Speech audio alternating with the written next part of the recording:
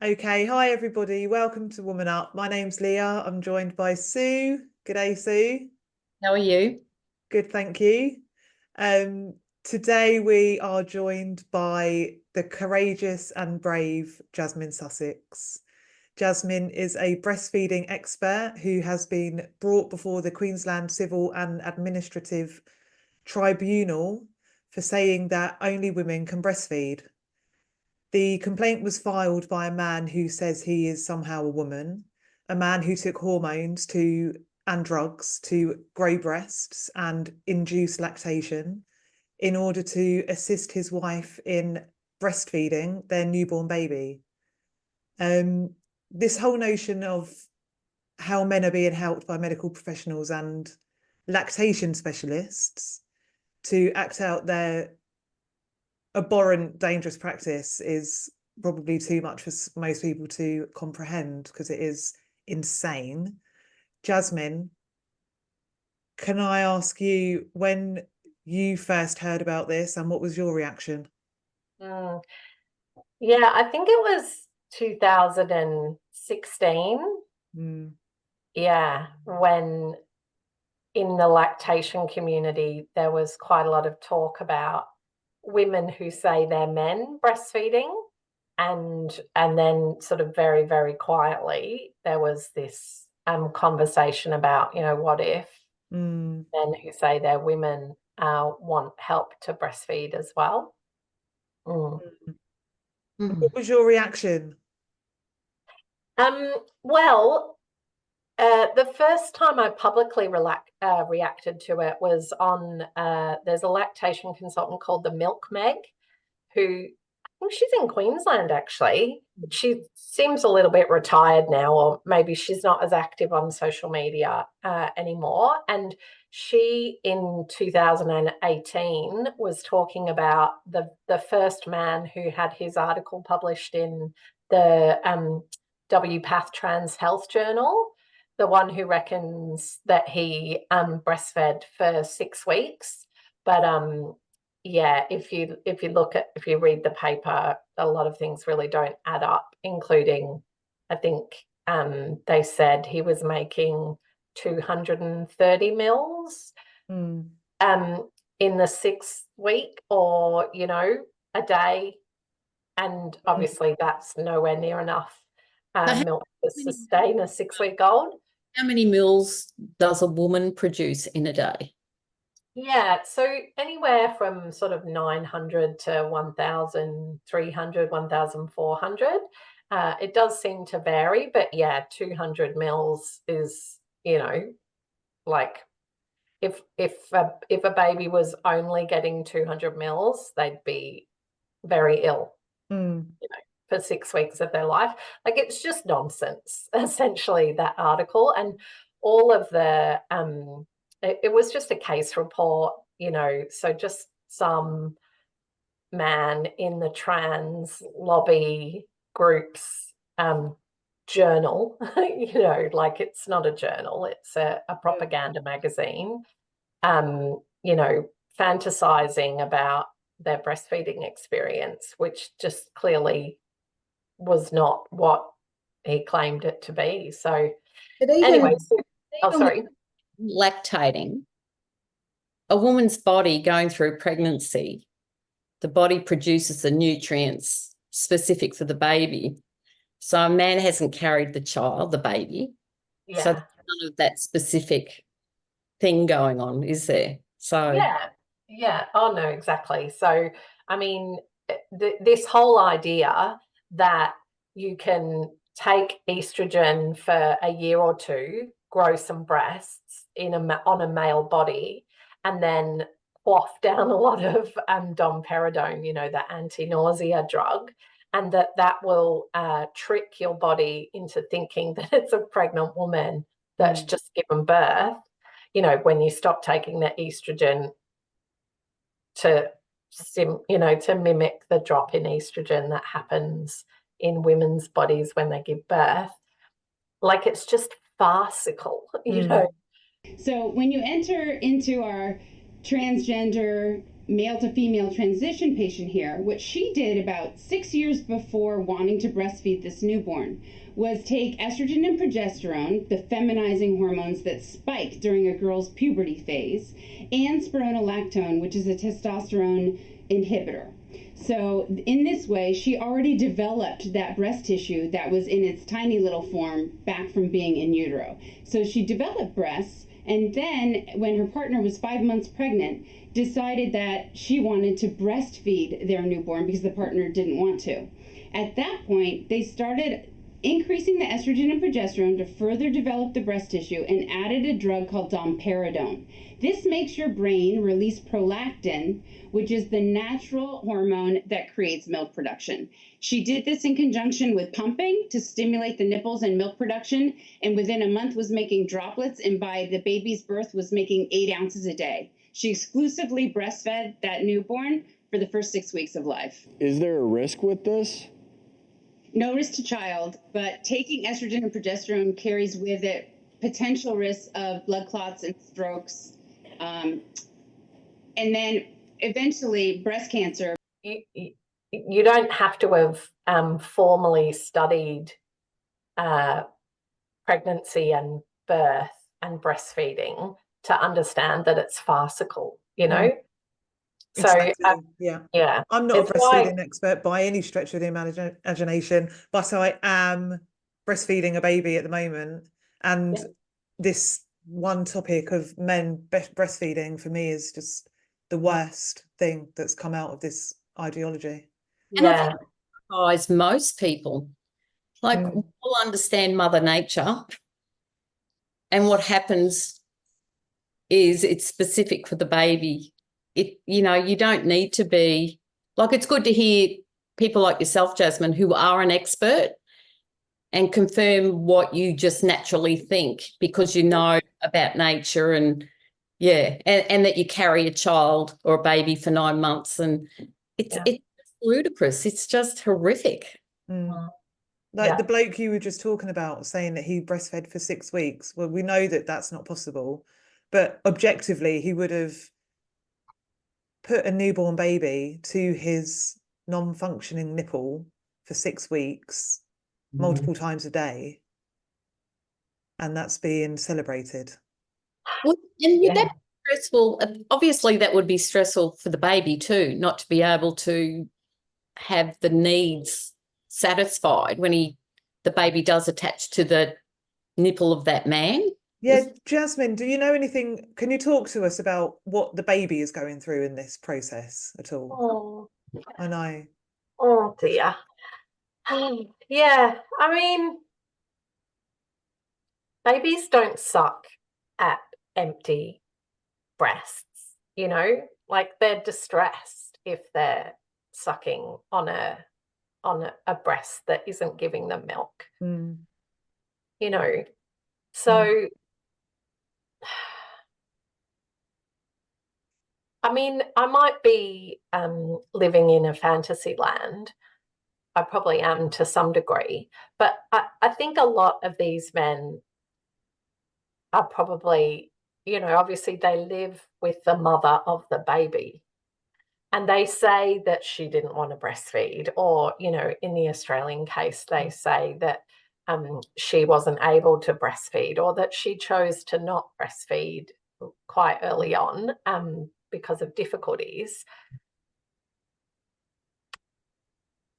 But even, you know, the attachment process, like when it's not really a properly, or it's a malformed male breast that's been, you know, I mean, if you look at, this is going to sound a little bit creepy, but if you look at like a nominal Naomi, you know, the American purple-haired one. But I am working to induce lactation to be able to breastfeed my child. My partner is extremely excited and supportive throughout this entire process. She is somebody that has struggled with lactation and breastfeeding. Seeing my joy in this process and seeing the success that I'm having in this process has been really, really freaking happy for her, and really happy for me too. Like, this is absolutely a big moment of queer joy that we are celebrating together. And those breasts don't look like lactating breasts. They really don't. I'm not convinced that they're really actually spending a lot of time with a baby at a breast. I know the Australian individual says that that it was harder than they thought. They wrote a magazine article in a queer parenting journal about. This is the man who's going against you, Mr. Buckley. Yeah. He wrote this article about their experience breastfeeding, and in it he says that it was harder than he thought, and he sort of hints at that the baby didn't attach, or it was difficult for the baby to attach, and that the baby got his expressed galactorrhea in a bottle. So yeah, I'm just not, you know, I might be saying this to reassure myself, but I think maybe there's less actual baby contact with male breast than we fear. Well, if they produce far less milk for the baby, then they're not, are they? You know, they don't seem to consider what it's like for the baby and what they're depriving the baby of. Yeah, they're so selfish, aren't they, these men? So selfish. Yeah. And that's your argument, is the fact that these men are using breastfeeding as a way of affirming their gender identity. Yeah, 100%. And some of them feel a sense of entitlement to do that. You know, they say that I'm the mother, and you know, I get to breastfeed the child. Trans Twitch streamer, known online as Nominal Naomi, has been very vocal about her lived experience breastfeeding her stepchild. It's made me feel so close to my child, and in just such a way that's so motherly, and so like, it just feels so right to like be able to provide for my child in that kind of way. But obviously that's, you know, that's not about the baby, that's about the adult, you know. So even if they deny that they're doing it for selfish reasons, you just have to ask the medical professionals why they're doing it, and they're doing it. They admit that it's for, you know, the bonding of the trans mother, and that important relationship for the trans mother, and you know, that it's incredibly affirming. I am working to induce lactation to be able to breastfeed our youngest child. Yeah, actually Mommy Naomi. I've actually already successfully induced lactation. Like, I can actually make milk now, which has been a very interesting and very cool experience. It's like very biologically affirming too, which is something that's like gatekept from trans women. For creating our family. Oh, I put it up here. The baby has been able to latch, but I've not been able to produce any milk. It's okay, because we're gonna supplement the feeding with formula so that my baby's still getting the nutrients that they need. I appreciate you so much for all your work. I appreciate you also, baby. I couldn't have done it without you. But how can that be healthy for the baby if the baby's in distress? You know, it's all about them and not about this vulnerable baby. No wonder the majority of people are just outraged over this. Just so incredibly selfish, and they don't like people saying they're selfish. No. They're not considered a baby. So what more or what less could you say about it? You can't say, oh, you're brave and courageous, when you're depriving the baby of the baby's rights, because babies have a right.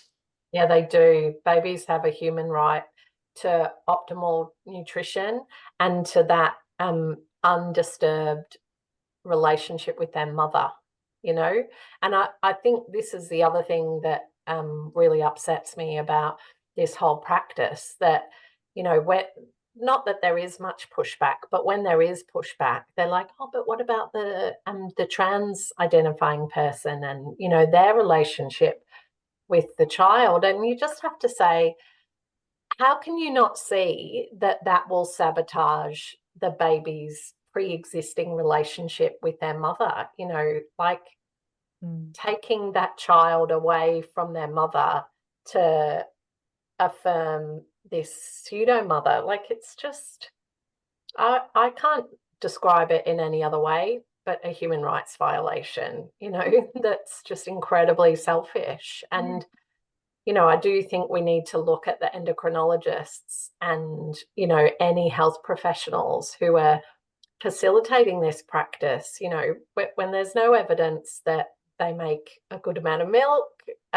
or, you know, there's not an acceptable level of evidence about the quality of the milk. You know, like some of them talk about, oh, it's got similar levels of fats, you know, minerals and like sugars, like carbohydrates. But there's There's more. a lot more than that in breast milk. Exactly, Sue. You know, like there's over 300 different elements to breast milk at last count, and we keep discovering more and more, and we don't know anything about the male's body to replicate that, you know. Yeah, and that's just from a nutritional standpoint, but there's psychological benefits. There's about to say, hundreds of benefits. When my baby is crying, I give him a boob and he's happy.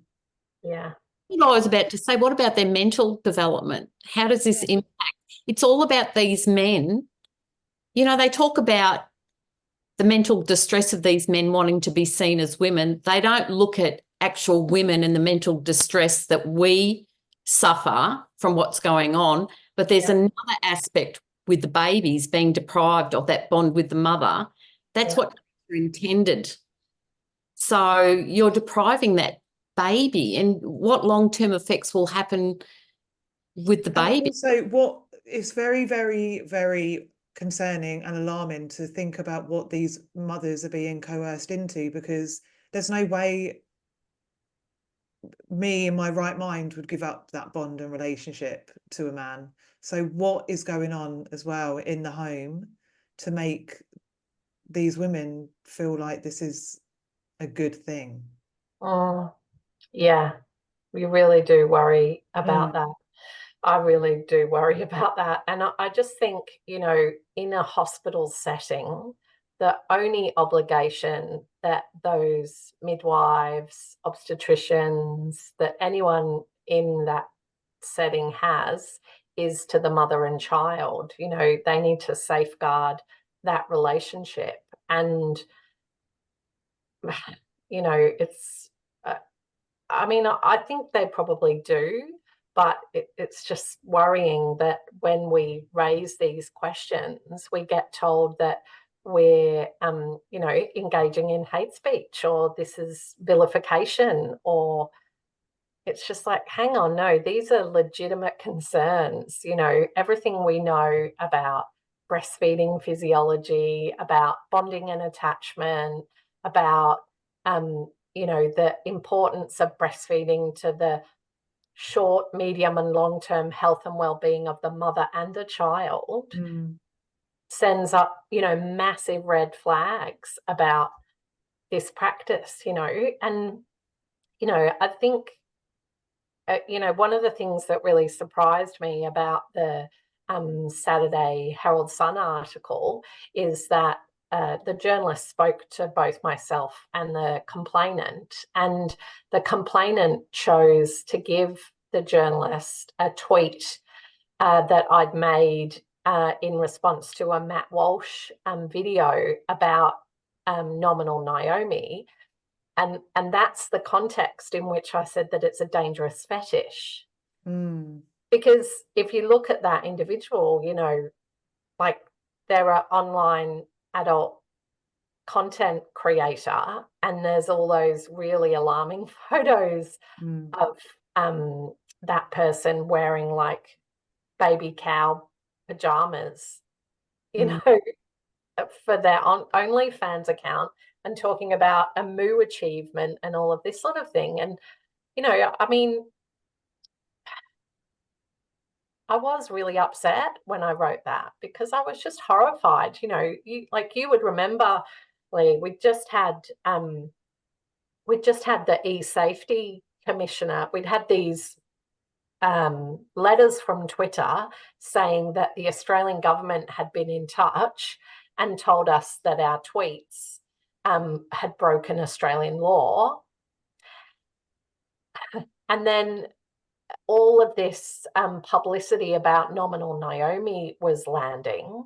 And, you know, the way I felt about it was that we were not allowed to express our legitimate concerns and criticisms about men trying to breastfeed babies, and that the envelope, you know, was being pushed further and further to perversion, so that not only could we criticize what we'd seen happening in our own country, but, you know, were we also not to criticize this, by his own admission, perverse man in America, you know?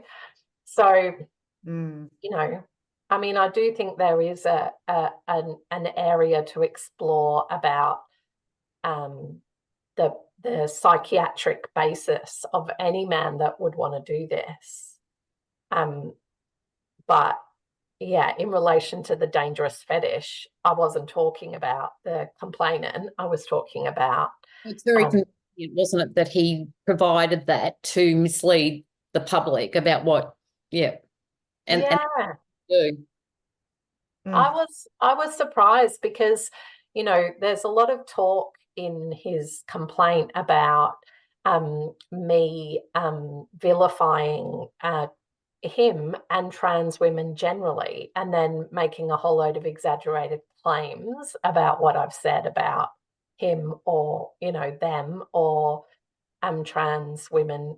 I fall over the language, you know, other trans identifying men who've tried to breastfeed, you know, and like, it's out of context, it's exaggerated, it's accelerated.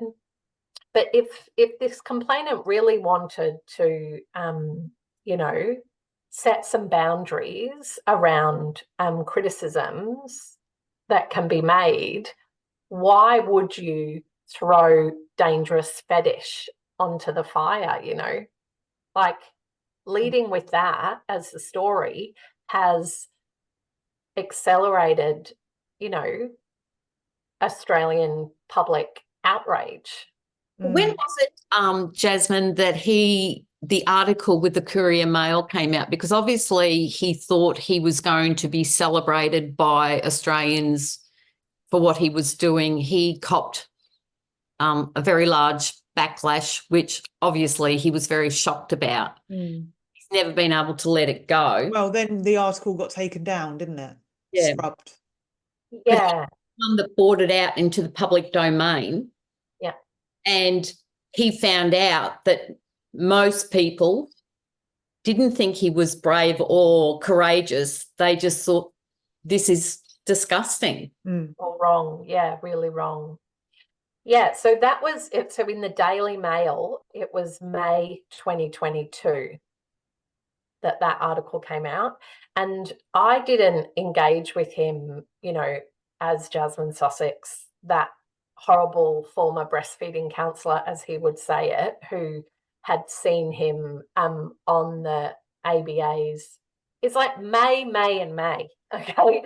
So May 2021 was all the stuff happened with the Australian Breastfeeding Association. And a really small part of that was he was on the Australian Breastfeeding Association Facebook page talking about his experience.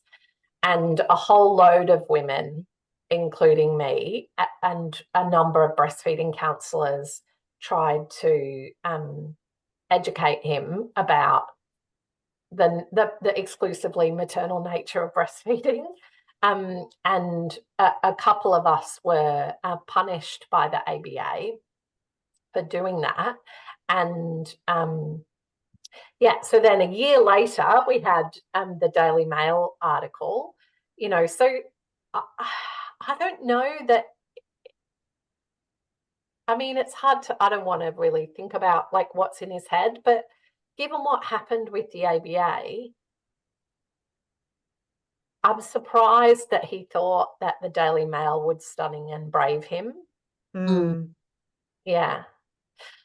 But anyway, so that was May, and then in about December 2022, that article was removed, and we don't have official evidence from the Daily Mail or the Press Council or the E-Safety Commissioner about what happened, but he says that the Press Council and the E-Safety Commissioner had it removed. So, and around that time, he started threatening women who were sharing archive copies of that article. Not me, because I still wasn't engaging with him. He put it in the public domain. Yeah. But I mean, I think what he felt was once it had been removed, then no one could talk about it anymore. But yeah, he just seemed to really miss the control point. freak. Yeah. It's very male behaviour, isn't it? Like, yeah. Not blame other people when he willingly put it in the public domain. That's what I don't understand. Yeah. If he didn't and you went for him, yeah. Doesn't matter when he's trying to chest feed a baby, I don't know, but he willingly put it out there. He obviously thought everyone go, oh, you're so stunning and brave. Yeah, but why wouldn't he think that? He's been affirmed and affirmed and affirmed up until that point that it went to the general public and he got reality. And he didn't like that. I think you're probably right, Leah. I mean, his workplace had affirmed him. Apparently, his endocrinologist had affirmed him. You know, it seems his wife, you know, despite marrying a man, you know, accepted that he was going to present as the opposite sex. So maybe, yeah. I mean, which is a really good example of how, you know, psychiatrists and surgeons and endocrinologists and workplaces need to think about the consequences of this unconditional affirmation of these individuals with, you know, highly disordered thinking. You know, I can't put it in any kind of way than that, you know. Governments are introducing laws to stop people from saying anything other than you're stunning and brave. Yeah. They're trying to shut us up. Yeah. But I mean, I just, you know, it's going to be really interesting what happens at the tribunal, because my conscience is clear, you know, I've been aware that I'm speaking on a public platform since I started. And so, you know, other than that occasion when I was talking about nominal Naomi, not this individual, I just haven't said the things that he's claiming that I've said, you know. And, you know, I do think it's harmful, you know, and there's a range of evidence for that, you know, which I can speak to. And I do think that it's cruel to affirm these men in this behaviour, you know, because it's just going to bring them up against society in a way that they're obviously not well equipped to cope with, you know. You know, and I mean, it's hard to know because the kind of victim mythology around these individuals is so prevalent. It's hard to know what's true and what's not true. But if some of the things that, you know, any of them and this particular individual have claimed about their mental health status are true, I just think, like, what were the medical professionals thinking, you know? Like, surely someone who cares about them should have said, I wouldn't talk about this publicly, you know? Like, I think we've talked about this before, Leah. Like, I breastfed my children until they were older than is normal, normal as in typical. And like with one of them, we were in England when she was being breastfed mainly at night, but, into her preschool years. And I would never talk about that publicly because I wouldn't expose her to the strong opinions that people have about that, and, that's a mother breastfeeding her child, which around the world, breastfeeding your babies until they're about 4 is, statistically really normal. But yeah, why didn't anybody tell them that this was going to cause massive outrage and that perhaps that they didn't want to take all of that on, Yeah, it's just unfathomable, crazy how it's got this far. The fact that saying only women can breastfeed is going against Australian law. Yeah, but they can't take no. They just, everything's got to be affirming their gender identity. If they hear anything in opposition, they don't have the mental capacity to deal with that. So yeah, and I do feel like this is partly lawfare. This is about redrawing the boundaries of acceptable behaviour for members of the trans community and weaponising, the legal system or the human rights legal system against someone like me is just a way of further affirming, I think, that they're in the right and that I'm in the wrong, Well, public opinion. I mean, we have governments, all those, like the Human Rights Commission, it's there to cater to the majority of the public. But with this issue, it's not. It goes against societal expectations and they're not considering the welfare of the baby. So why are these, like the Human Rights Commission, even in existence when they're only catering to a minority like this? Yeah. You've got the Human Rights Commission that have gone against Lesbian Action Group. Yeah. And said that they can't even gather as women. And then you've got them going against Sal Grover. Yeah.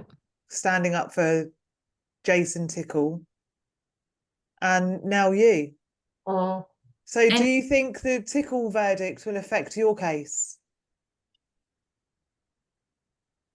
Indirectly, I think, because, the interesting thing about once we got out of the Queensland Human Rights Commission, which is a quite informal, voluntary, it's not a very legally rigorous process. You just go, this is how I feel, and this is how I feel. It's sort of quite, it's not,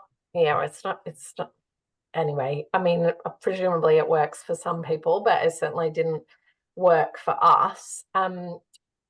So once we went from this 58-page complaint, which was alleging everything under the sink,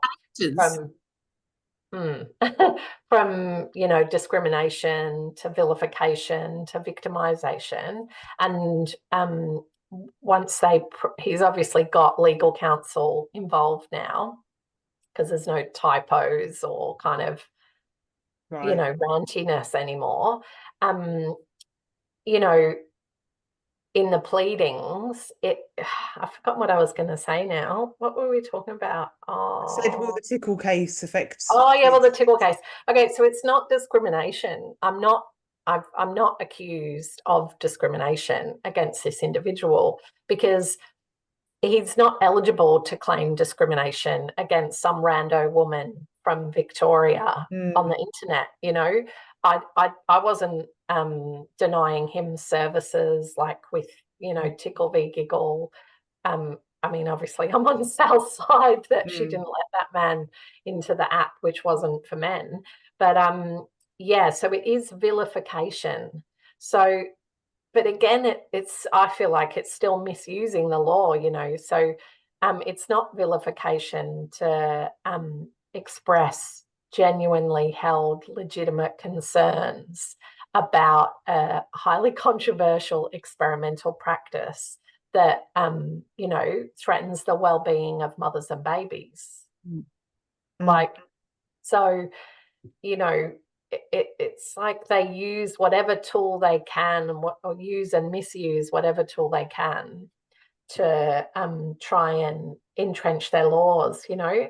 I mean they're, you know, like trans law kind of thing. So and the other really interesting thing is that in the Sex Discrimination Act, and also in the Queensland Discrimination Act, and all of them, they all talk about breastfeeding and pregnancy, which are carved out as sex-specific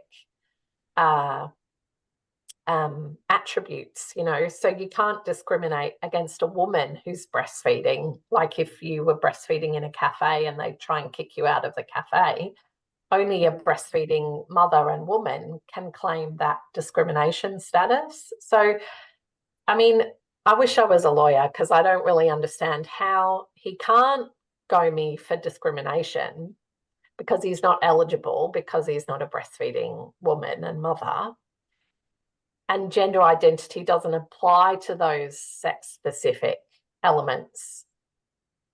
But he can go me for vilification. Like, it just seems... Makes sense. No, it's just an absolute like personality type that these men have, that they have to go after a woman like yourself. When me and the I was just thinking about that situation at the pub. When we were turfing, and we went to the pub, and obviously I had my baby with me because this was a couple of months back now, feeding the baby, and they kicked me out. They said a baby can't be in this area of the pub, and you have to leave. And so I did. It was interesting though, because it was the manager of this pub, and Leah was actually breastfeeding, and he chucked her out. He was a trans activist. Because he knew that we were TERFs.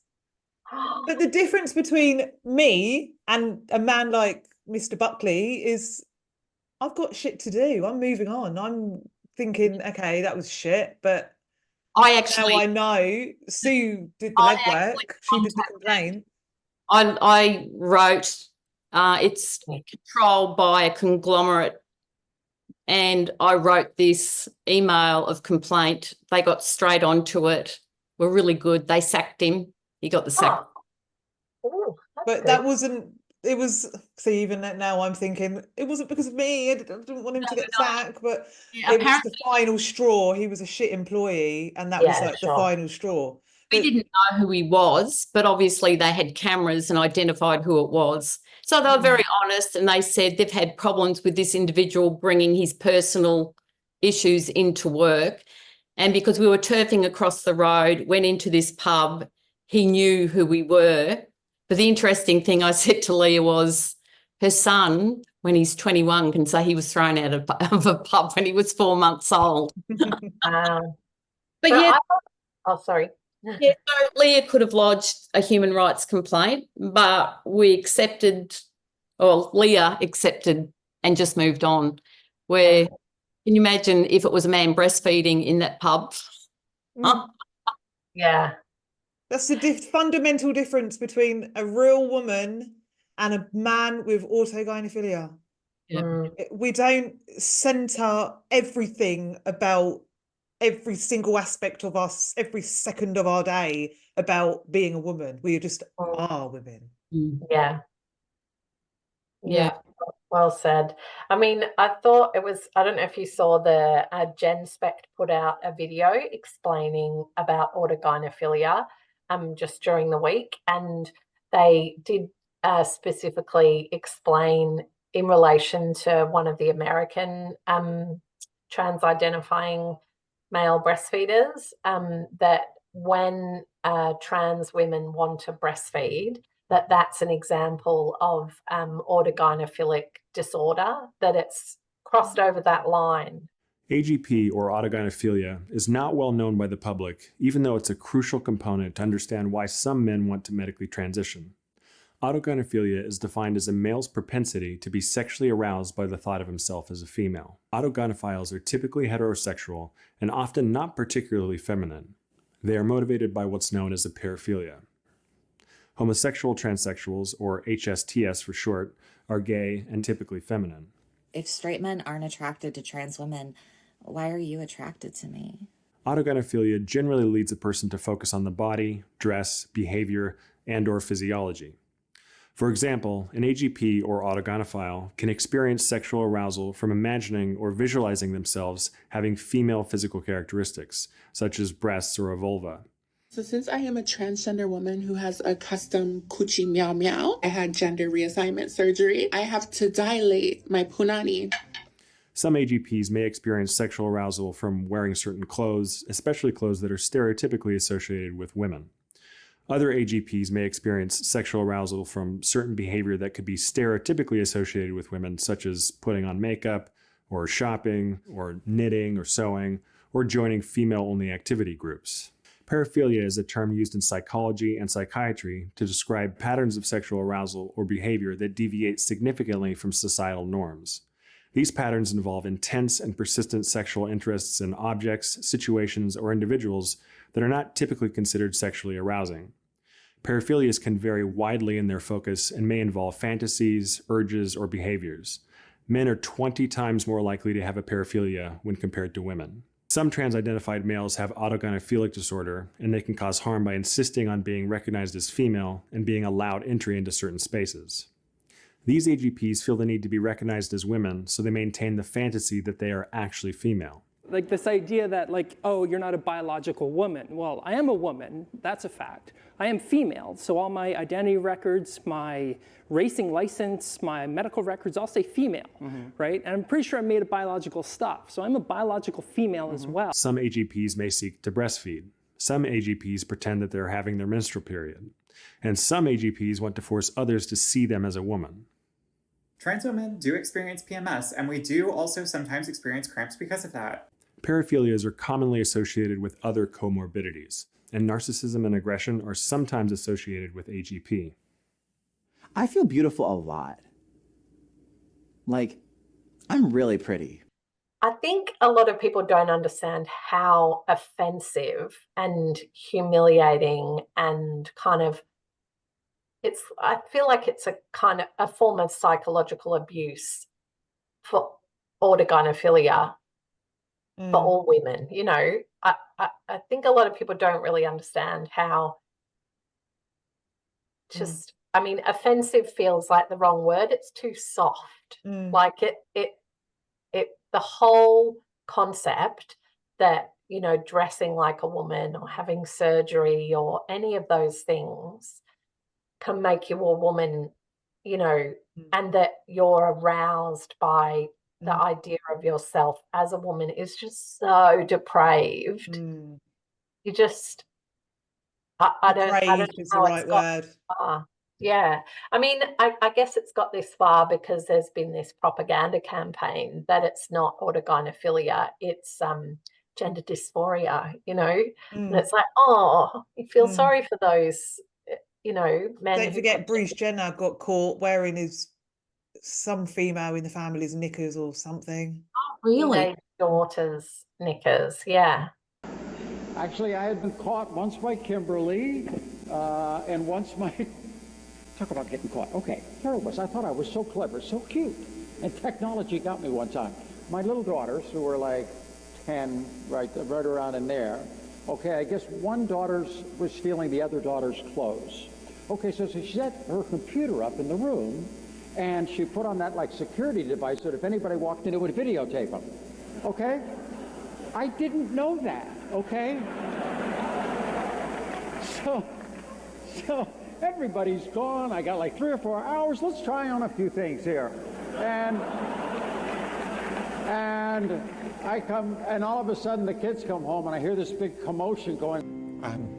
Can I confess? What? You copy my outfits? No. Oh. I stole your outfit. What? You stole my outfit? Yeah, I mean, and then I guess the whole trans child thing as well is the other way that we've been fooled into this idea that there's some kind of legitimate human rights complaint or some kind of legitimate trans person, because, if 3-year-olds can be born in the wrong body, then, what a terrible thing that is. But, I always love Blair White's comment about, the transsexual who says that, a trans child is like a vegetarian cat, like we know who's making the choices in that family, I know that a cat can be vegan, but they have to be vegan from a kitten. Don't get Sue started on this one. Sorry. There's nothing wrong with vegans, but I'm just saying. Yeah, I know what you mean. Yeah, like I just had to add that being a vegan. Nothing wrong with vegans. I used to be a vegetarian, so but yeah, so anyway, it was good to see Jen Specht come out and, provide a bit of authority to where that line should be drawn, in a tolerant society, as long as men are meeting the same dress codes in workplaces as anybody else. They're not wearing fetish gear to their jobs as preschool teachers. And, if they want to wear women's clothes, maybe that's okay. But forcing people to believe that they're women, we're crossing the line there, and forcing a baby to participate in the affirmation of you as a mother, a breastfeeding mother, and taking all the drugs, like we've crossed a line there, If there is a way that you are able to feed the best milk that your baby can get that is equal to anybody else's, don't feel you need to apologise for that. I think when people find out that trans people can actually do this, I think it creates the same kind of outrage as the first lesbian kiss on television. Our tolerance level, we just don't have it anymore. There's only so much you can take. Like, you would accept, okay, they identify as a woman, but you're not going to tell me that you are a woman. Yeah. That was my tolerance level. As soon as I found out there was more, that I just couldn't accept it. But not only them demanding it, but the government demanding it. Yeah.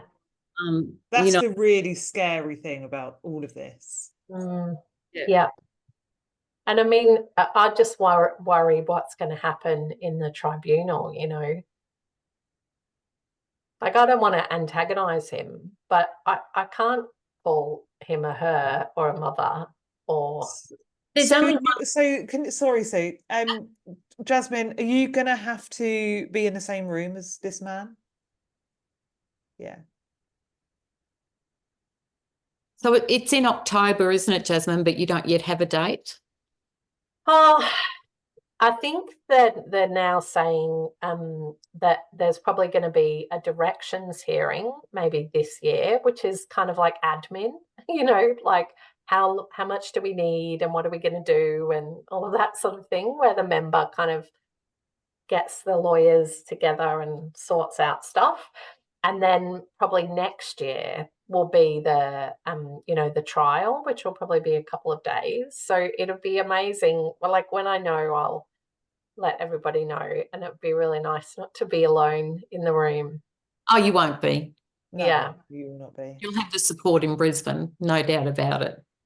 Yeah. I mean,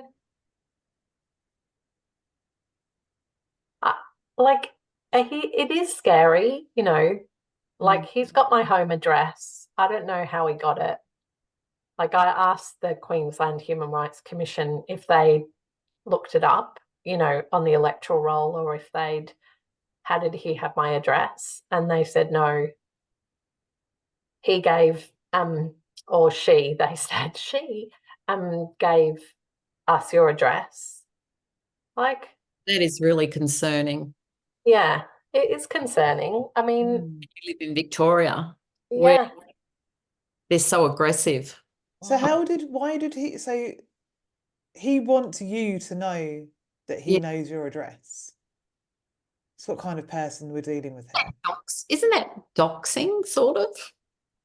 I mean, he hasn't put it out on the internet. No, he hasn't. I think doxing means, yeah, you've got to release private. Yeah, but that's still your private details. How do you know he hasn't given the agenda by these people? How do you know that he will not, well, he doesn't respect your privacy because he got your address and he disclosed it?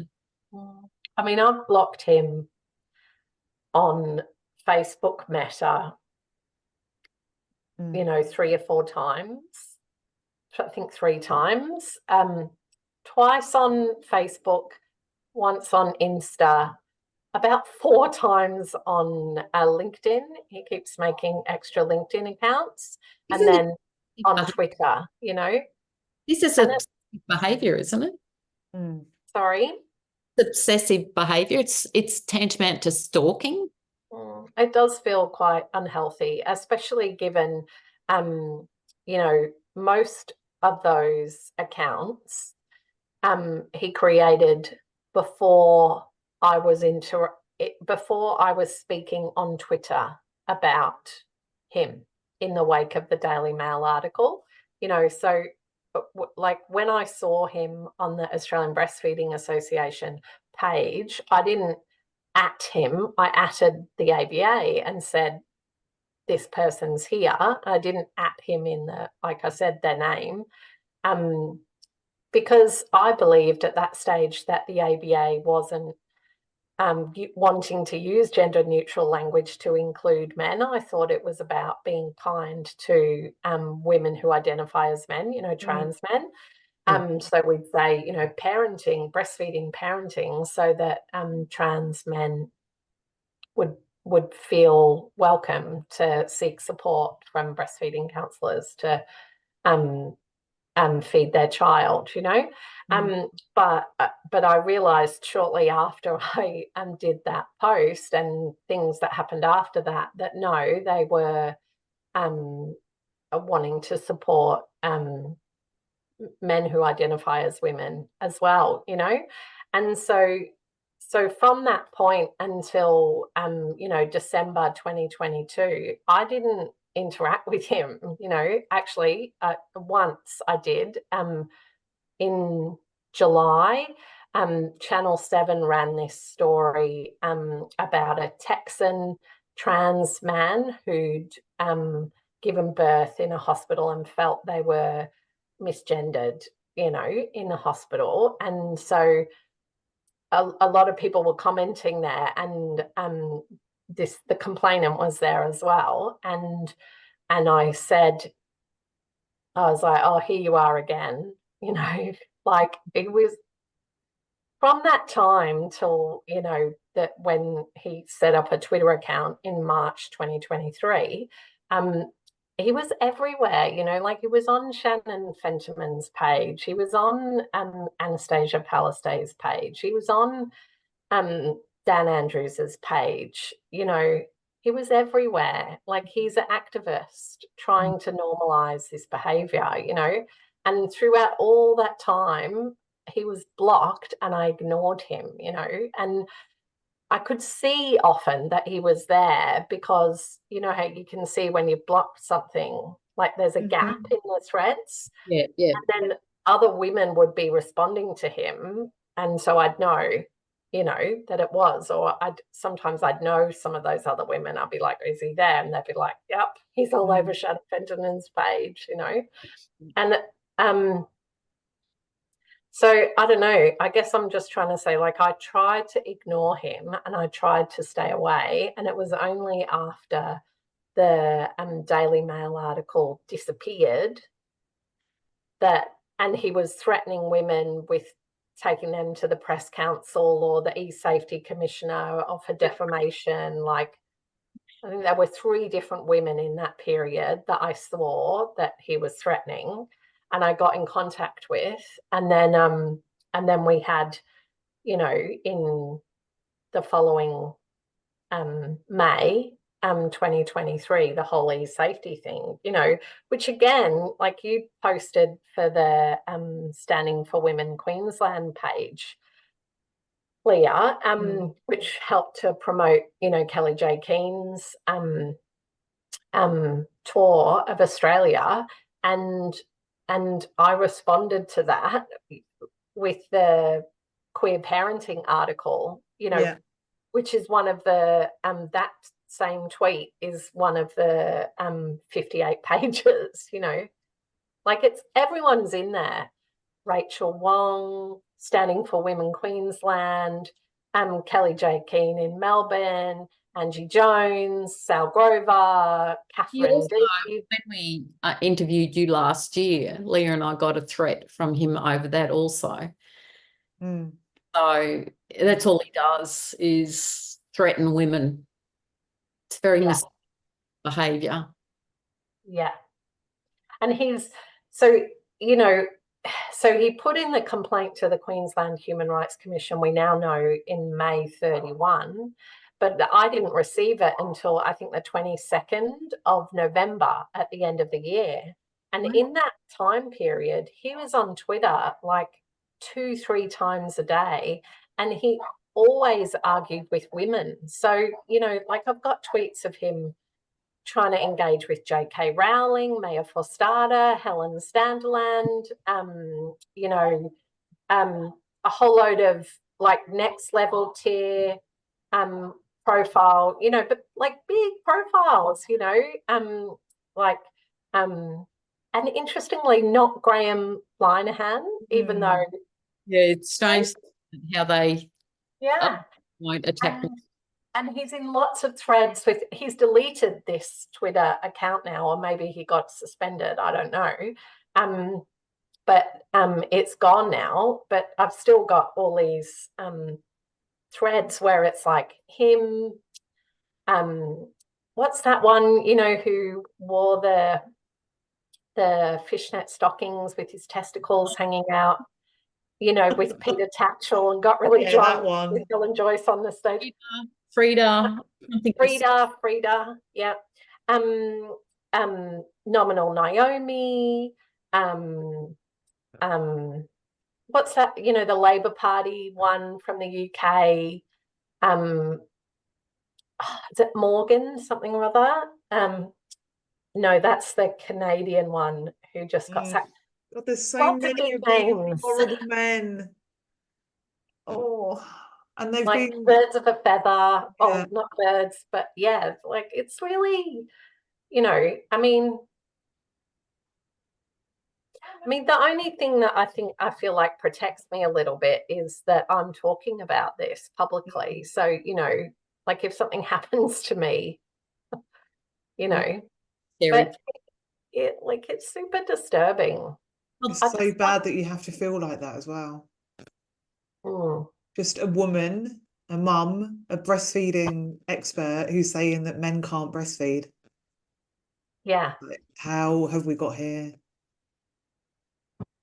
And you've got the power of the Human Rights Commission coming towards you. And they've already been against, like, Sal Grover and the Lesbian Action Group. I just feel like this is so warped. Maybe called the Human Rights Commission. They're not. They take they don't care about our rights. No. Yeah. They actually take away the rights from humans. Yeah. Unless from women and babies, you know. Because I wrote to the the Australian Human Rights Commission, and before I got this complaint, and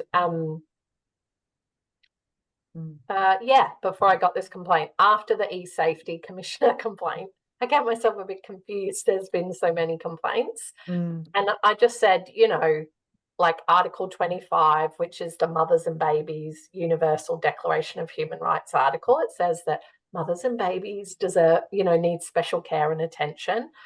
You know, that's there. You know, Sex Discrimination Act says, you know, breastfeeding and maternity are protected characteristics specific to women. Like the only place in the Sex Discrimination Act where it still says women is in relation to those things.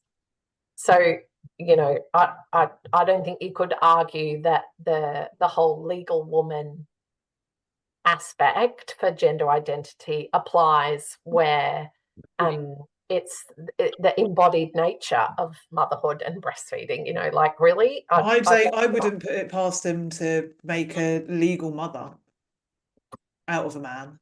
Well, yeah. Well, I mean, we need to talk about that though, don't we? And, you know, some of the tweets that he's put in the complaint are me asking these questions of Shannon Fentiman, the Queensland Attorney General, or, you know, of Anthony Albanese, or of your mate Mark Dreyfus, you know, the Attorney General. You know, like we have a right to know the answers to these questions, you know. How can you respect these politicians? You just can't. Yeah. There's no credibility. You know, they talk about misinformation and disinformation and the bill that was passed yesterday. Yeah.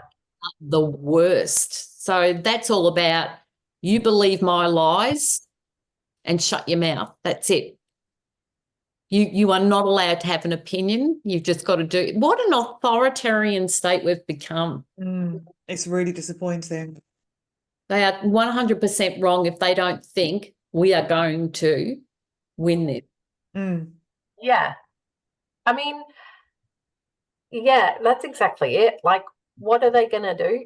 You know, like, I'm not going to stop thinking and feeling the way I do because it's my whole life. Like, I'm a mother, you know, and men can't be mothers. And I know people feel differently about this, but I don't think that they intended to let this many, you know, genies out of the bottle, or, you know, like this many horrific things out of Pandora's box, let's put it that way. You know, by putting in gender identity in the Sex Discrimination Act, did they really want men to say they're mothers and put babies to their artificially? I don't think so. I think the majority of politicians with that bill did not understand the consequences, but I do believe there were some that knew the intent. Yes, I do think that idea of taking out the definition of woman and man, but, you know, mainly woman, so as not to, you know, oppress the poor men who claim to be women, like that was their intent. But I don't think they realised how boundary free they are. I don't think they realised how many fetishised men are out there. You know, and now, you know, they've been celebrated, so they've just become so emboldened. And the amount of videos that you see, particularly on X, of these men displaying their fetish, and politicians would have to know, we see it, how can they not see it? But they can't admit their mistake. They have to, because 95% of the population will not put up with this bullshit.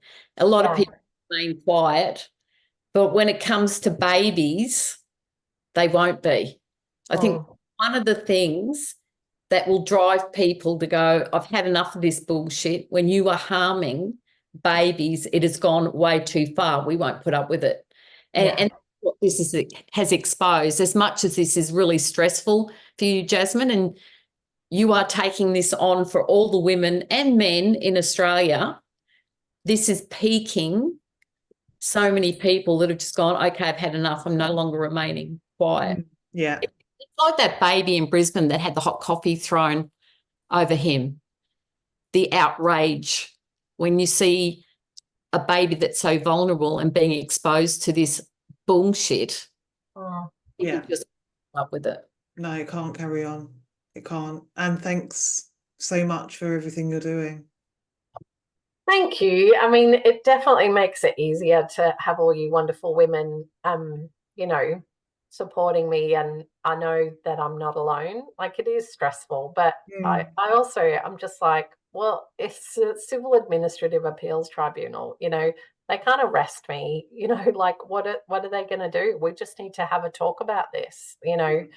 Like mothers and babies are too important to just hand them over, you know, for no good reason, you know. It's just unacceptable. It's not okay. It needs to stop. Is break women down, but you're resilient and you're not going to let them do it. And this is what they don't understand is throughout history that have had that resilience and won't be broken. And that's what they've met with, like you and Sal, Moira, Louise. There's so many, like QLD, there's so many really brave, resilient women that are fighting this. And these men have no idea. Yeah. Well, and we're all mothers, you know, like this is our job, you know, like this is our life mission, you know, like being a mother's the most important thing I'll ever do. I've not had children, but that, like with that baby that had the hot coffee, I was just so irate. Even if you don't have children, you still feel. You're right. I shouldn't say that. Like you can be maternal without being a mother, you know, and protective. No, like if you've had a child, that is even heightened more than that. You know what I mean? In relation to breastfeeding, I think it is because you just like I feel it viscerally that this is the wrong thing to do. You know, this is not in the best interest of babies. I know I don't need to say this to you guys, but seems I do need to say it to these men. You know, they just need to hear it from someone they respect. At the end of the day, you're speaking the truth. You don't have to keep track of what you've said and delete this post and get rid of that article because it doesn't get a good public opinion. Like you don't have to worry about that. You're just speaking truth. Men can't breastfeed. Men shouldn't attempt to breastfeed babies. That's all there is to it. Even attempt it. Yeah, they shouldn't even try. No, it's just a thought. It's beyond comprehension that a man can think he can breastfeed. What does he think? Mother Nature is an idiot? Apparently. It just so thanks for coming to talk to us, Jasmine. I can hear my baby crying upstairs now. Oh, bless. Okay, better let you go. It was really good to talk. Thanks for the free therapy. But we will be here in Brisbane with you and we'll be bring an army. Yes, we will. Oh, I can't wait. Great. Yeah. All right. Bye, ladies. Bye, everyone. Bye.